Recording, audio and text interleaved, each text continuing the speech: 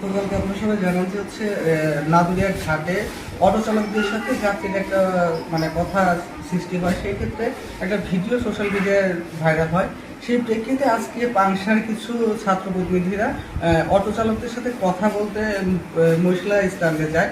যাওয়ার পরে ওইখানে তারা একটু বোঝাতে চায় যে আসলে এই যে যাত্রী কিসে যাবে, অটো ভ্যানে না অটোতে যাবে, সেটা আসলে তাদের পার্সোনাল বিষয়।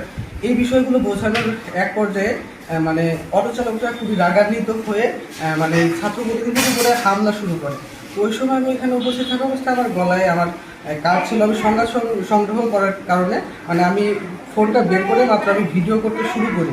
ওই সময় অতর্কিতভাবে তারা আমার ফোনের উপরে আক্রমণ করে এবং আমাকে সাংবাদিকতা করে হ্যান্ড এটা বলে আমাকে মারধর শুরু করে। পরে আমি ফোনটা ধরতে ধরতে ওরা আমার পুরো শরীরে অনেক মারধর করে। পরে আমি ওইখান থেকে ফোনটা নিয়ে পলানোর চেষ্টা করি। ওরা আমাকে আরও 5-7 জন মিলে ধাওয়া করে কিছু দূরে এসে আমাকে আবার ধরে মারা শুরু করে এবং বলে যে ভিডিও ডিলিট করতে। পরে বাধ্য হয়ে ভিডিও ডিলিট করার সাথে সাথে ওরা আবার আমাকে আক্রমণ করতে শুরু করে।